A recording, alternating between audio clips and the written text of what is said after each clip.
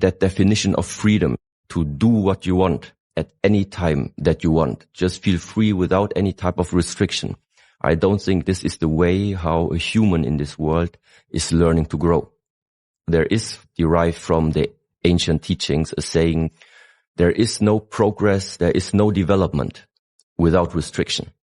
And this means sometimes you need to have somebody telling you what you are supposed to do. Even if you feel like sleeping until like 10, 11 o'clock, well, it's not good to do. It's wake up, do your disciplined structure, and then learn to just do things which are not based on your own sense of comfort. But this sense of comfort is not helpful when it comes to developing yourself. The Shaolin practices, especially when it comes to children, it is still a playful way, because you're using the body, it's fun at some point, you like to do the things, but at the same time, it's a healthy way to start to understand that this lifetime is not just about roses and butterflies. Sometimes you are meeting situations that you have to face and that you have to go through, meaning you're going to meet conflict. At one or another point, you're going to meet the feeling of having competition. And the martial art, the Shaolin practices, for example, I think is a very healthy way to already get used to. If you fail at one competition, it doesn't mean that you're a bad person. It just means practice more.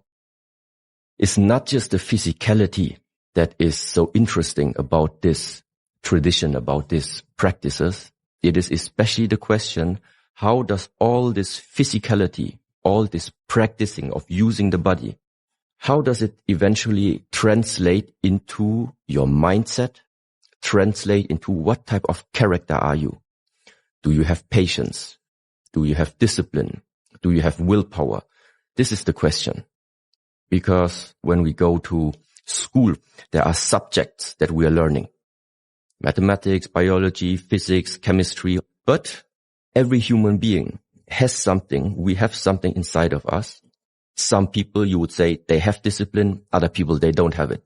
Some people have gratefulness. Other people don't have it. Some people have a natural sense of respect. Other people don't have it. So the question is it coincidence that you are born with respect or that you are born with discipline? Or is these character traits something that need to be and can be developed inside the human being? Because if you are disciplined, you're going to have this discipline because it's part of your character. You're going to carry it on for whatever you are doing. Going to school, going to university, having your first job, building up your own company, doesn't matter what it is. This is that interesting part, what all of these Shaolin practices, what it is about. It is about figuring out what is the core of you as a human being that you can develop, and then afterwards, what you are doing with this core really doesn't matter. Some people make a professional life in sports. Other people make a profession by being an entrepreneur. Other people, they stay employed. Other people build houses. It doesn't really matter. The thing is, along the way of creating something in this lifetime, there are some helpful human character traits or mindsets that I think they need development. And the question is now how to develop them. From my observation and sensing into myself, the more you're used or getting used to something, the more habits actually you are starting to develop. So we humans are beings of habit. The question is, if 20 years long you lived a type of life where there was not a lot of discipline involved, you can still develop it, of course, in the 21st years and onwards. But before that, we have to somehow balance out these 20 years of your habit of being undisciplined. What it means is, the older you get, the more habits you already have, the more difficult it will become to change any of them.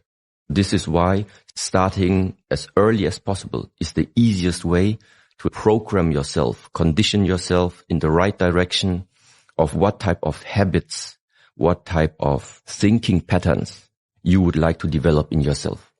But the other truth is also, it depends on the openness of the mind eventually.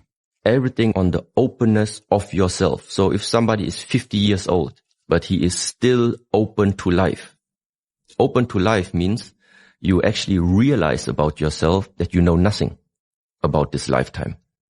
You have 50 years of human life, yeah, but 50 years is 50 years, yeah. So it really depends on how open are you staying throughout your journey in this lifetime. If you always take care of staying open, there is no limit in terms of how much and how much more are you able to develop yourself. The more limited, the more restricted, the more closed you are, the more you think you are perfect, the less you're going to change. Sometimes when people are starting to study or starting to get involved into any type of ancient practices or ancient teachings, like Buddhism, Taoism, Confucianism, just as an example, these ancient philosophies were developed in a different culture. It's not the Western culture where all of these things were developed.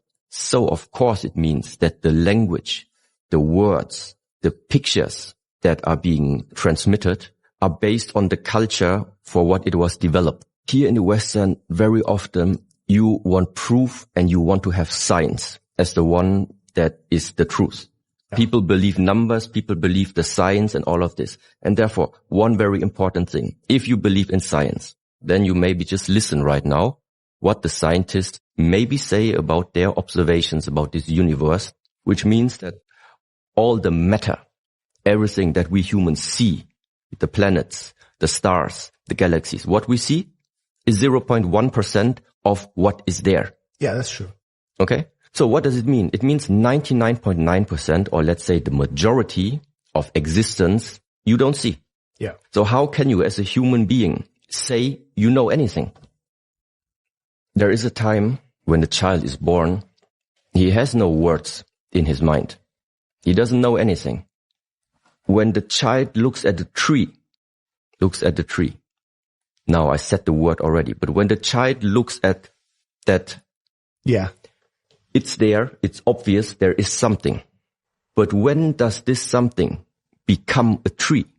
Before he get the information put in the mind of the child that this is a tree, the child still looks at that, whatever it is. Yeah. It is only a tree because somebody is telling you it is a tree. Without somebody telling you a name for this, it is still there. Mm-hmm. It is out of doubt. It is in existence. It is not an illusion. It's real. Everything that we start to learn in this lifetime, from somewhere we learn to label everything. Labeling. And this is the moment where the openness, the curiosity of whatever it is, it's just there. It is. But this labeling of giving everything a name, this is the reason why things along the line get restricted. Because we start to think in categories. This is good. This is bad. And it is useful for communication amongst people. But on the other side, in another state of being, in another perspective of looking at this lifetime, sometimes it's really not necessary to use words, because the words, any words, never describe what it is. It never describes what it is.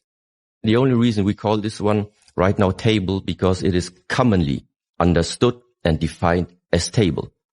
If right from the beginning we would have said this is not called table, it's called chair, then today we would call this chair. So it's not a table, it's not a chair, it is just something we label it as. What is it in essence?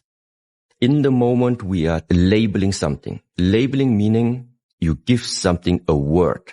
If I say, look at the glass, we know where to look because this one we have named glass. Yeah. But why do you know where to look? Because this glass at this very moment is something else than everything it's surrounded of. So by using words, what we are doing is we're separating. Every word is defining a form. It is defining a shape. In the moment something has a form, something has a shape, there is something inside the form, there is something outside the form. You are separating. This existence is not separated. Let me give you an example. If you look out right now, what do we have? Do we have day or night? Even if we look right now out and you say it's day, it is only day based on our perspective because we are right now here in Europe. Yeah. But at exactly this point in time, It's day and night at the same time on the perspective I'm talking about. Day and night exist at the same time. This part of the globe, we have day. Other part of the world right now is night. At the same point in time, we have both.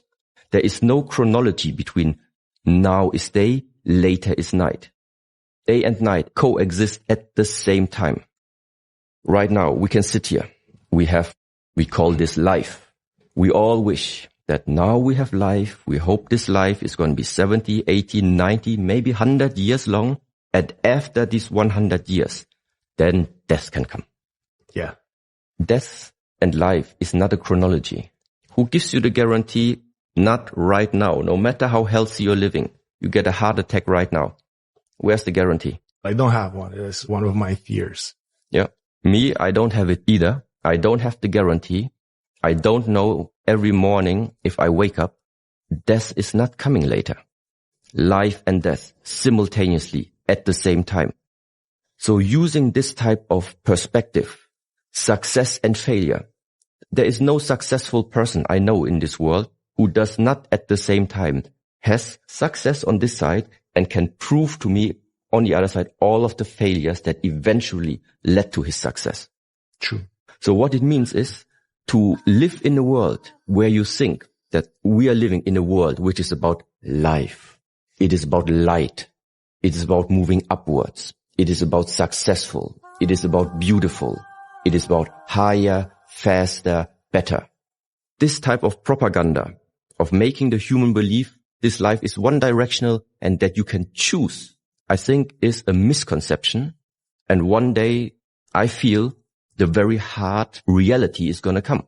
And the reality is that this one and this one, losing, failure, letting go, dying, getting sick, it is a part of every human being's lifetime. Now, just looking at the world, what is it that is propagated? Where is all the energy of the human being going? It only goes in this direction because it feels comfortable. Security.